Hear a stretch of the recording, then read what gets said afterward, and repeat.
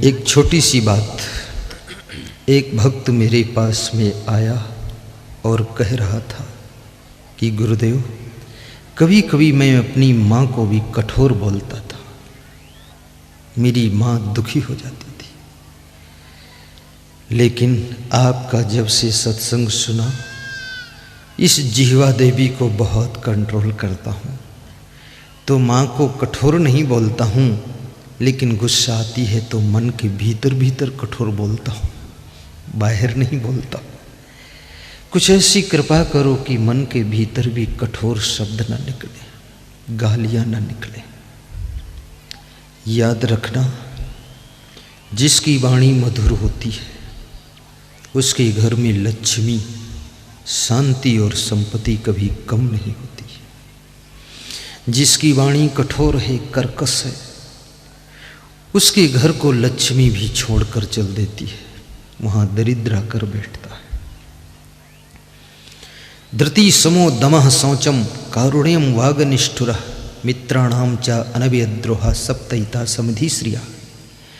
विदुर जी कहते हैं, 7 चीजें जिसके जीवन में है उसके घर में संपत्ति और शांति दोनों बनी रहती है। हंसते रहो ये जिंदगी बेकार न हो जाए, बेकार न हो जाए। हंसते रहो ये जिंदगी बेकार न हो जाए, बेकार न हो जाए। सपने में किसी जीव का अपकार न हो जाए, सपने में किसी जीव का अपकार न हो जाए। हंसते रहो ये जिंदगी बेकार न हो जाए, बेकार न हो जाए। हंसते रहो ये जिंदगी बेकार न हो जाए, बेकार न हो जाए। हंसते रहो ये जिंदगी बेकार न हो जाए, बेकार न हो जाए।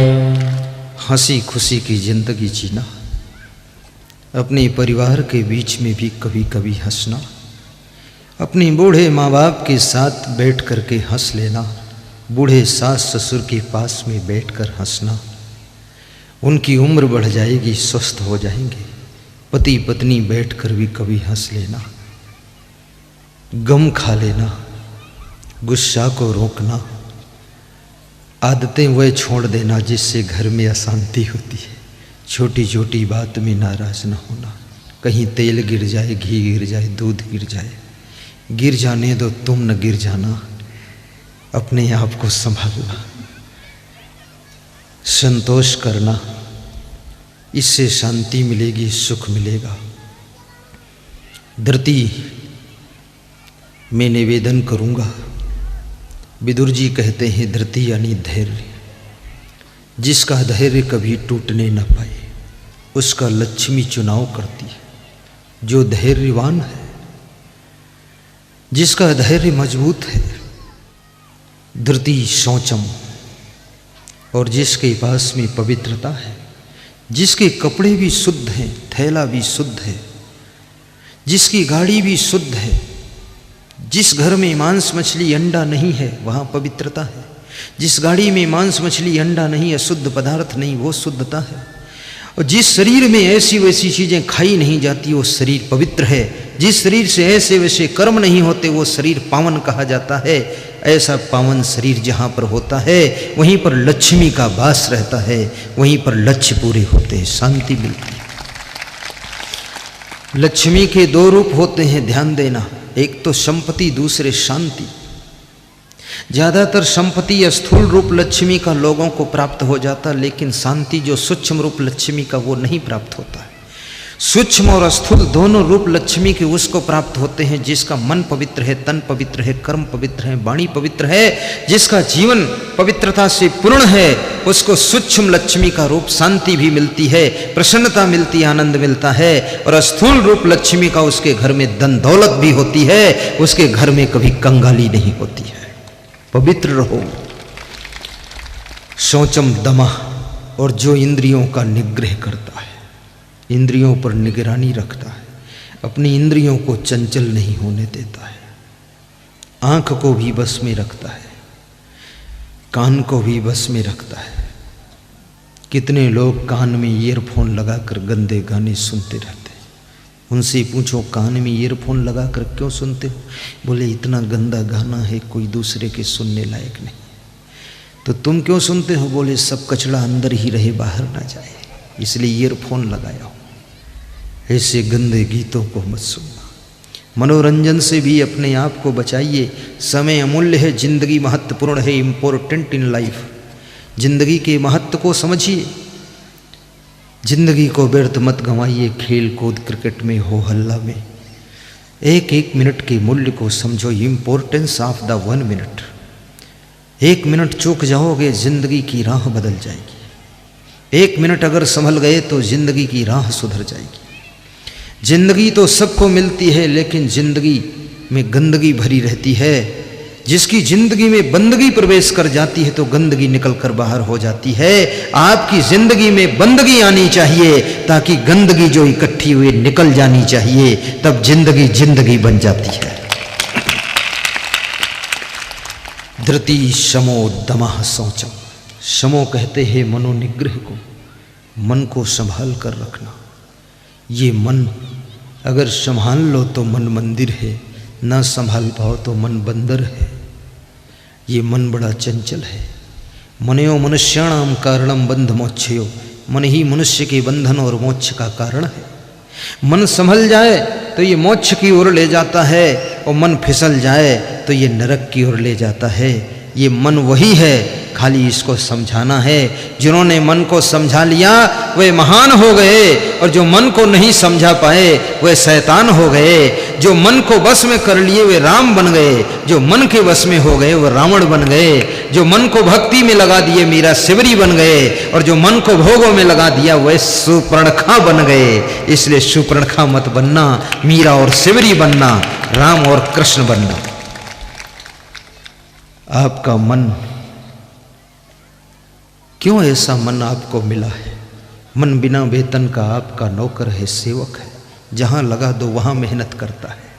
ये रात में भी आलस्य नहीं करता है। तुम बिस्तर पर सोते तो भी सोचता रहता है। कितने लोग कहते हैं रात को नींद नहीं आती, तो मैंने कहा दिन को आती, दिन में सो जाओ। बोले दिन में भी नहीं आती तो कब आती है? दिन रात के बीच में सो जाओ। बोले कभी नहीं आती तो क्या होता है? बोले सोचते रहते हैं। क्यों इतना सोचते हो? बोले हम बहुत मन को समझा चुके हैं, सिर में मुक्का भी मारे हैं, फिर भी सोचना बंद नहीं। मन कितना सोचता है। अनावश्यक जो लोग सोचते रहते हैं, व्यर्थ की चिंताएं करते रहते हैं, फालतू बातों का मनन करते रहते हैं, ऐसे लोगों को शुगर और लकवा की बीमारी हो जाया करती है। मैं आपसे निवेदन करूंगा, कम से कम 7 घंटे गहरी नींद में सो जाओ। नींद ना आती हो तो आंखें मूंद लो, गुरु का नाम लो, सो जाओ। फिर भी नींद ना आती हो तो दाहिने साइड में करवट लीजिए, 4 सांस लीजिए। फिर सीधे करवट लो तो 8 सांस लो। फिर बाएं जाओ, 16 सांस लो। ऐसा 8 बार कर लो, गहरी नींद आ जाएगी। ये नींद का एक तरीका बताया, लेकिन उल्टा सांस मत ले लेना, जिधर को बताया उधर ही लेना, तो नींद आएगी। और जिनको ज़्यादा नींद आती है उनकी भी दवा है, वो इसके उल्टा कर ले तो उनकी नींद उड़ जाएगी। इस देश के अंदर कुछ ऐसे लोग हैं जिनको तादाद से ज़्यादा नींद आती है। बाथरूम भी सोते हैं, खाते समय सोते हैं, गाड़ी चलाते समय सोते हैं, जहाँ देखो वहाँ बैठकर सोते हैं, सत्संग में भी बैठकर सोते हैं। पड़ोसी धक्का मारता है कि उठो आँख खोलो, तो कहते हैं हम जग रहे हैं, सो नहीं रहे हैं, और फिर सो रहे हैं, खुर खुर कर रहे हैं। दूसरे वह लोग हैं जिनको नींद आती ही नहीं है। नींद ना आना भी बहुत बड़ी बीमारी है, और अधिक नींद आना भी बहुत बड़ी बीमारी है। 7 घंटे से ज़्यादा अगर आप सोते हैं तो समझ लो अपनी ज़िंदगी के साथ आप अन्याय कर रहे हैं। और 5 घंटे भी नहीं सोते हैं तो समझ लो आप शरीर के साथ अन्याय कर रहे हो। 7 घंटे जरूर सो जाना, इसके ऊपर मत सोना, क्योंकि तुम्हारी जिंदगी माया की नींद से जागने के लिए है। अगर शरीर की नींद में ही सोते रहोगे तो माया मोह की नींद से कब जागोगे? जागो और जगाओ। तो मैं आपको बता रहा था 7 चीजें। पहली चीज धृति, फिर शमो दमः शौचम कारुण्यम, यानी जो करुणावान है, दयालु है, उसके घर में लक्ष्मी आती है, शांति आती, संपत्ति आती। वागनिष्ठुरा, जो कठोर नहीं बोलता, उसको लक्ष्मी चुनाव करती है। जो मित्रों से विद्रोह नहीं करता, प्रेम रखता, उसको लक्ष्मी चुनाव करती। ये 7 चीज़ें जिसकी जिंदगी में है, सप्तैतः समधि श्रियः, उसके घर में लक्ष्मी का निवास होता है। मित्रों से विद्रोह न करना, जिसको मित्र बनाओ फिर जिंदगी भर निभाओ, मित्र को धोखा न दीजिए। मितान बनते हो उसके बाद उतान गिरते हो, ये उल्टा काम करते हो। पहले मितानिन फिर उतानिन शैतानिन, ये क्या है लफड़ा? एक बार मितानिन बनो तो जिंदगी भर मितानिन रहो। उसके लिए कुछ त्याग करो, दांव पर लगाओ कुछ।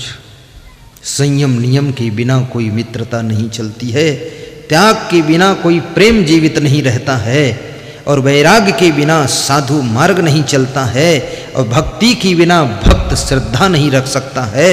और याद रखना, नम्रता के बिना सेवा नहीं हो सकती है, उदारता के बिना दान नहीं हो सकता है, और परिश्रम के बिना सफलता नहीं मिल सकती है। इसलिए मैं निवेदन करूंगा, इन सब फार्मूलों को ध्यान रखना ताकि आपकी जिंदगी में सफलता भी प्राप्त हो।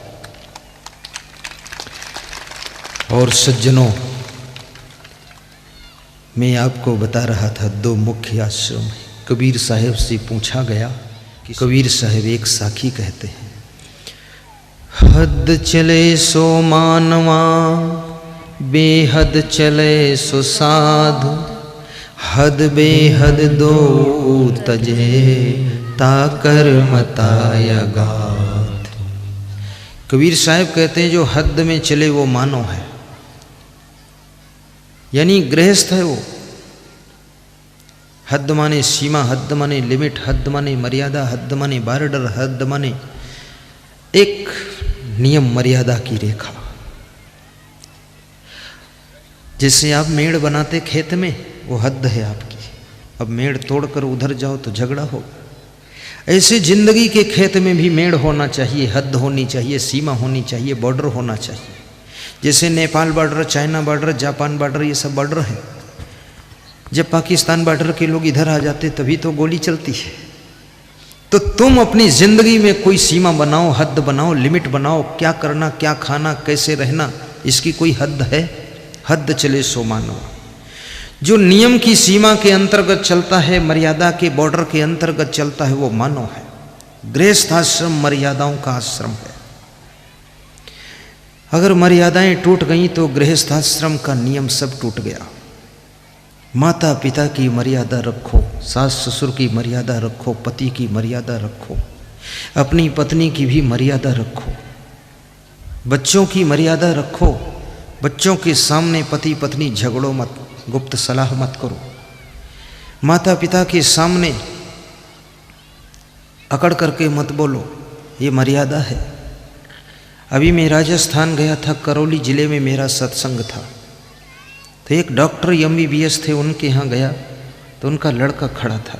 मैंने उससे कहा, आओ बैठ जाओ। तो मेरी तरफ इशारा दिया ऐसे।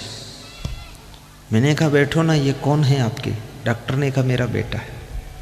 हमने कहा क्या करते हैं? बोले ये भी MBBS है, MD है, मैं भी MBBS हूँ। तो लड़का बोला कि डिग्री तो बाप से ज़्यादा है, लेकिन मैं बेटा हूँ, ये बाप हैं, इनकी मर्यादा मानता हूँ, इसलिए गुरुदेव आप बैठो और बाप बैठे, हम नहीं बैठेंगे। क्या मर्यादा है? आजकल कितने बेटे ऐसे हैं जो बाप के ऊपर बैठ जाएंगे। कोई अकल नहीं, कोई दिमाग नहीं, उल्टा पलटा काम है। अपने माँ बाप की महिमा को भी समझो, गुरु की महिमा को समझो।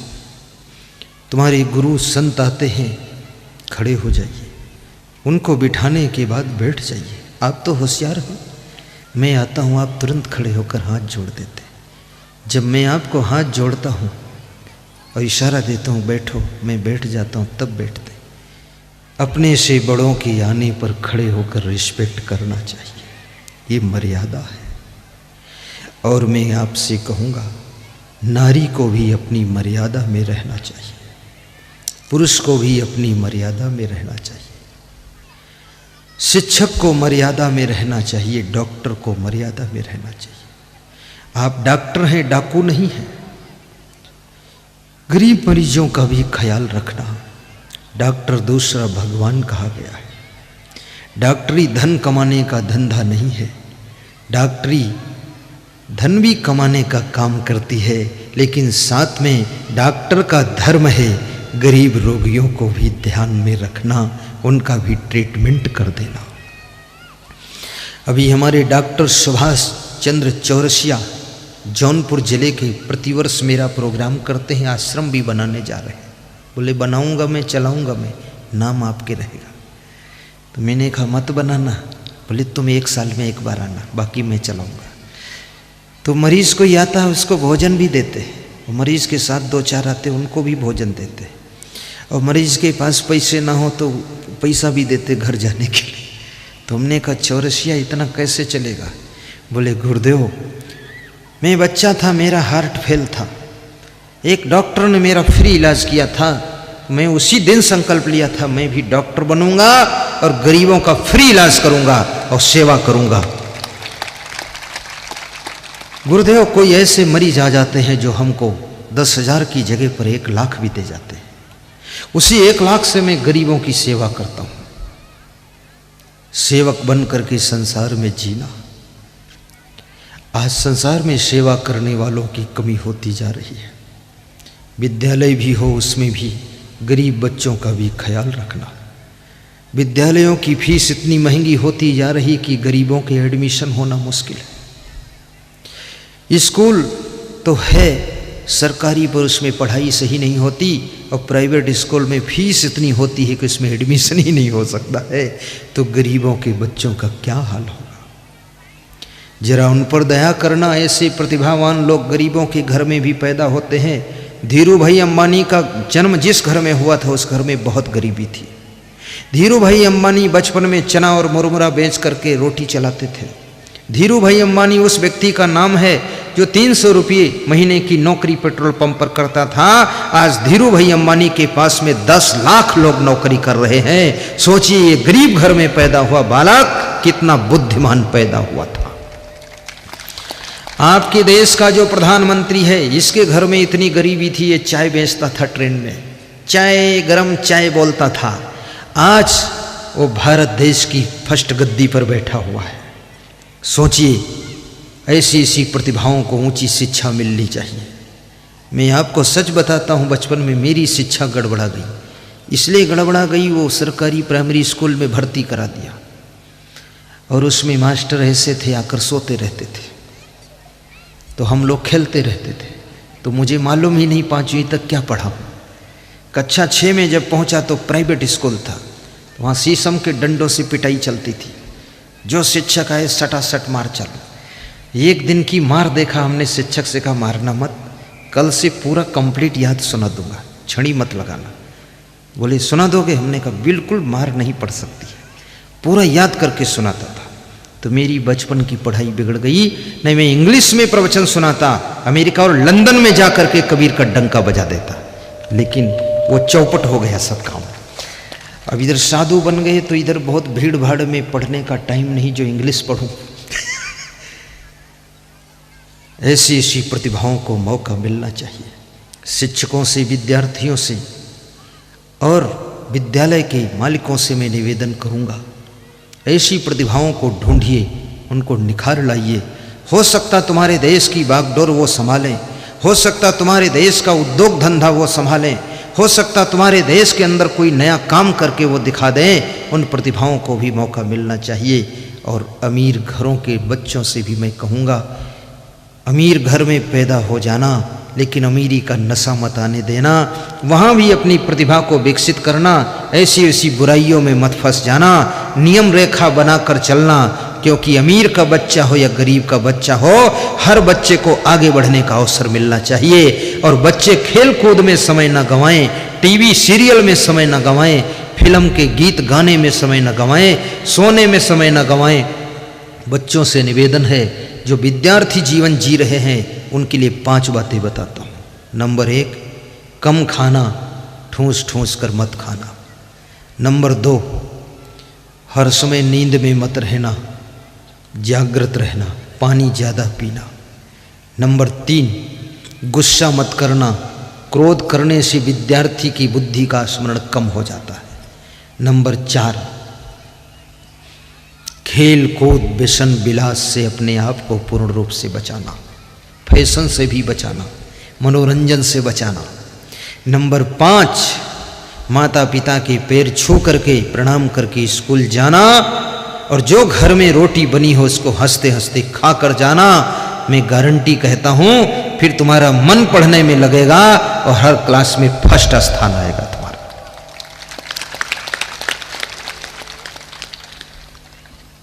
और 2 पत्ती तुलसी की खाना, 1 लौंग रोज चूसना, लंबी सांस लेना, रोज अनुलोम विलोम प्राणायाम करना, इससे दिमाग का स्मरण बढ़ेगा। जवान लोग भी कर सकते हैं, महिलाएं भी कर सकती हैं, जिनको भूलने की बीमारी बढ़ती जा रही है। कितने लोग तो इतना भूलने लग गए हैं कि अपने शर्ट के बटन लगाना भी भूल जाते हैं। ऊपर का नीचे, नीचे का ऊपर, उल्टा शर्ट पहनते हैं। जिसमें तुम उल्टा शर्ट पहनने लग जाओ, बटन ऊपर नीचे लगाने लग जाओ, बेटों के नाम भूलने लग जाओ, घर में सामान रख करके याद न रहे भूल जाए, और आपको अपने गांव का नाम भूल जाए, मोबाइल नंबर भी भूल जाए, तो समझ लेना कि अब तुम टेंशन में आ चुके हो। इसका इलाज होना चाहिए। टेंशन की बीमारी तुम्हें भूलने की आदत बना रही है। जिसके टेंशन बढ़ती है तो उसकी याद शक्ति घटती है, और टेंशन जिसकी घटती है तो याद शक्ति बढ़ती है। और टेंशन में रहने से कोई फायदा नहीं है, क्योंकि ये मृत्युलोक है।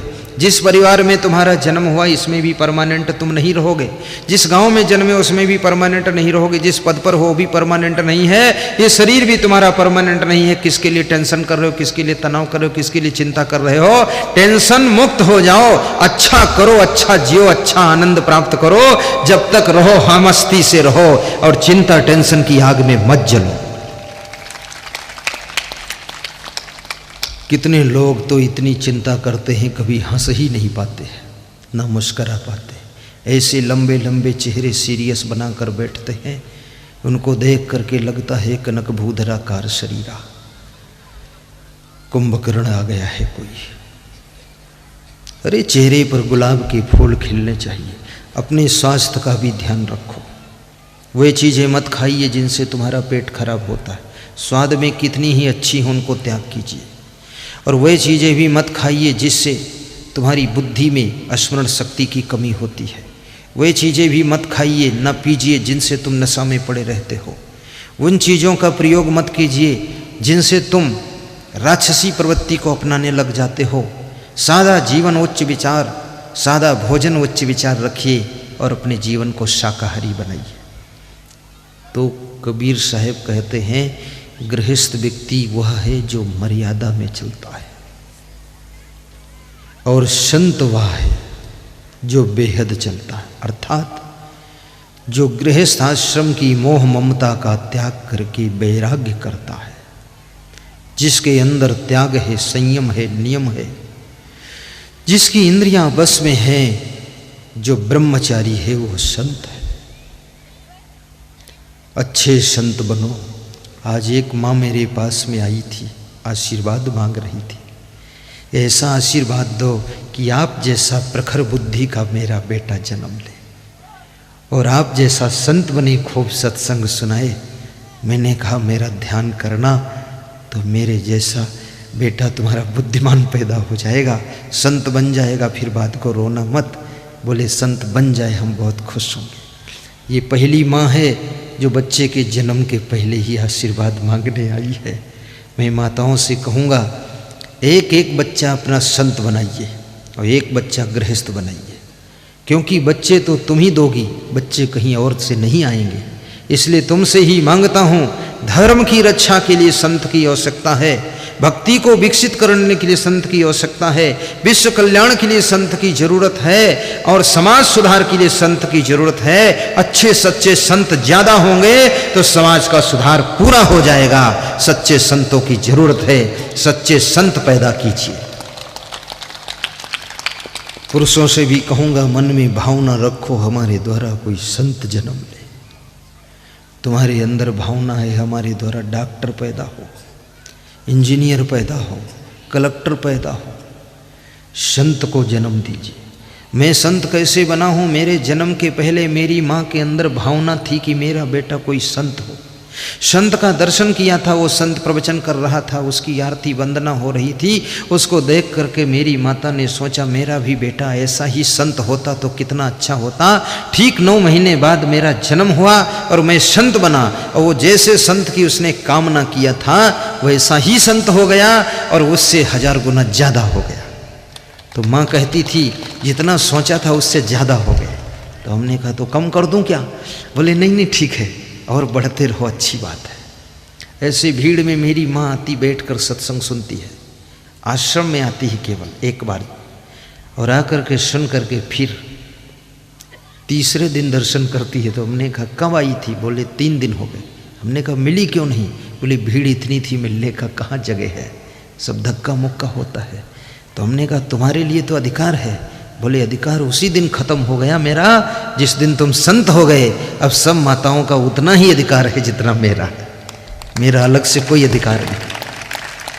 बहुत समझदार है।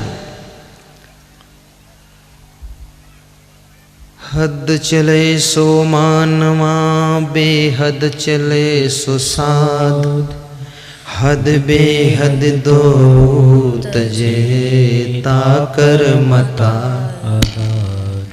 हद बेहद दो तजे ताकर मतायगाद। जो गृहस्थाश्रम की सीमा में रहे वो तो मानव है। जो गृहस्थाश्रम के मोह को छोड़कर वैराग्य करे वो साधु है। और जो अपने मत पंथ का भी मोह छोड़ दे, संप्रदाय का पक्षपात छोड़ दे और मोह ममता भी छोड़ दे, उसका मत अगाध है, वो परमहंस है, वो महान संत है। ऐसे परमहंस की भी जरूरत है। आपका जीवन मंगलकारी हो, आपके बेटे बेटियां सब चरित्रवान हों, आपके घर में राम के रूप में पुत्र का जन्म हो, सीता के रूप में, राधा के रूप में बेटियों का जन्म हो, आपके घर में कोई हिरण्याकश्यप, कंस और रावण न पैदा हो, आपके घर में कोई शूर्पणखा का जन्म न हो, मंथरा कैकेयी का जन्म न हो, तुम्हारे घर में कौशल्या आए, अनुसुईया आए, तुम्हारे घर में राधा रुक्मणी का जन्म हो, तुम्हारे घर में मीरा और सिगरी का जन्म हो, आपके आंगन में भक्ति के गीत गाए जाएं और आपका मन धर्म की रक्षा में लगा रहे। गौ माता की भी सेवा करना, जननी माता की भी सेवा करना, धरती माता को धन्य बनाना, भारत माता के गौरव को ऊंचा करना, आपका सबका कल्याण हो, ऐसी मैं शुभ कामना करता हूँ। गुरु दीक्षा भी लेना, गुरु मंत्र भी लेना, गुरु भी बनाना, कंठी माला भी पहनना,